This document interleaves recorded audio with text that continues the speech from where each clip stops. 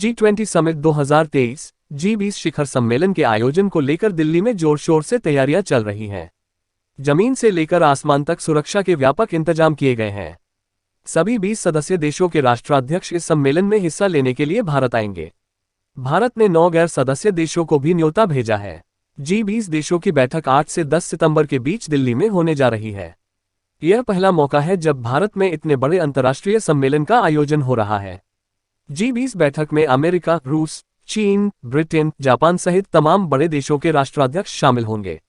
ऐसे में लोगों के मन में यह सवाल उठना लाजिमी है कि आखिर ये G20 है क्या? इसका आयोजन क्यों किया जाता है? भारत को G20 के आयोजन से क्या फायदा होगा? आइए हम आपको इन सभी सवालों के जवाब देते हैं। 1. G20 समिट क्या है और कब इसका गठन हुआ? G20 समिट दुनिया के 20 देशों द्वारा मिलकर बनाया गया एक शक्तिशाली ग्रुप है। साल 1999 में इसकी स्थापना की गई।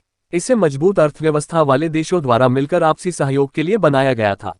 इसमें भारत, चीन, अमेरिका, रूस, जर्मनी, जापान के अलावा Britain, France, Italy, Australia, Brazil, Canada, Indonesia, South Africa, Saudi Arab, Turkey, Mexico, South Korea, यूरोपीय संघ और अर्जेंटीना शामिल हैं। 2. G20 समिट को बनाने का क्या मकसद था?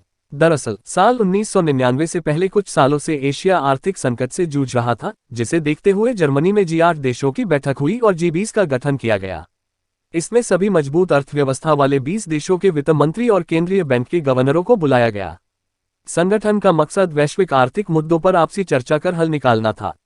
साल 2008 की वैश्विक मंदी के बाद यह निर्णय लिया गया कि इस बैठक में सभी देशों के राष्ट्राध्यक्ष भी हिस्सा लेंगे। 3. G20 की दुनिया में क्या हैसियत है? G20 की ताकत का अंदाजा इसी बात से लगाया जा सकता है कि इसके सदस्य देशों के पास मिलाकर दुनिया की 80% GDP, 60% आबादी और 75% ग्लोबल ट्रेड है। ऐसे में इस सम्मेलन में लिया गया फैसला दुनिया की इकोनॉमी पर बड़ा असर डालता है। 4. G20 के पास क्या विधायी शक्तियां हैं? यूनाइटेड नेशन की तर्ज पर G20 के पास कोई विधायी शक्ति नहीं है। इस सम्मेलन के दौरान लिए गए फैसलों को मानने की कोई कानूनी बाध्यता नहीं होती। यह आर्थिक रूप से ताकतवर देशों का एक ग्रुप है। यहां लिए गए निर्णयों से अंतर्राष्ट्रीय ट्रेड काफी हद तक प्रभावित होता है। 5. आम लोगों को G20 से क्या फायदा? यह सवाल लाजिमी है कि आखिर भारत को G20 का सदस्य होने से क्या फायदा होगा। सरल शब्दों में समझें तो G20 बैठक के दौरान दुनिया भर की अर्थव्यवस्थाओं को मजबूत करने और उसे बढ़ावा देने पर चर्चा होती है। आर्थिक मजबूती से देशों में रोजगार के ज्यादा अवसर पैदा होते हैं। यहाँ शिक्षा, खाद्य पदार्थों की कीमतों को नियंत्रित करना, रोजगार जैसे मुद्दों पर चर्चा के बाद निर्णय लिए जाते हैं। 6. कैसे तय होता है G20 का अध्यक्ष? G20 के अध्यक्ष का फैसला ट्रोइका से तय होता है। हर सम्मेलन को पिछले, वर्तमान और भविष्य के राष्ट्राध्यक्ष के समर्थन से आयोजित किया जाता है। इसके समूह को ट्रोइका कहा जाता है। इस बार ट्रोइका में इंडोनेशिया, भारत और ब्राजील हैं। सरल शब्दों में समझे तो भारत को G20 की अध्यक्षता इंडोनेशिया से मिली और अब अगले साल ब्राजील इसकी अध्यक्षता करने वाला है। 7. कैसे काम करता है G20? G20 में कुल 2 ट्रैक होते हैं। पहला वित्तीय ट्रैक और दूसरा शेरपा ट्रैक। वित्तीय ट्रैक में सदस्य देशों के वित्त मंत्री और सेंट्रल बैंक के गवर्नर अहम भूमिका निभाते हैं। शेरपा ट्रैक में शेरपा शब्द को नेपाली भाषा से लिया गया है। शेरपा को गाइड कहा जाता है। G20 में शेरपा नेताओं के गाइड की तरह काम करते हैं।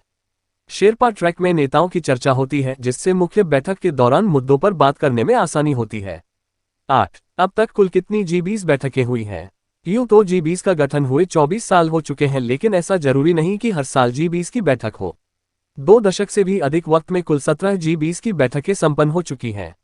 यह 18वां मौका है जब G20 शिखर सम्मेलन का आयोजन किया जा रहा है। 10. कहाँ है G20 का मुख्यालय? G20 ग्रुप का कोई मुख्यालय व सचिवालय नहीं है। इसका आयोजन बिना किसी स्थायी कर्मचारियों के किया जाता है। सभी 20 सदस्य देशों के बीच हर साल रोटेशन की एक प्रणाली है, जिसके माध्यम से नए अध्यक्ष का चुनाव होता है। 1 साल के लिए अध्यक्ष बनने वाले देश की ही यह जिम्मेदारी होती है कि वो G20 बैठक का पूरा संचालन करे।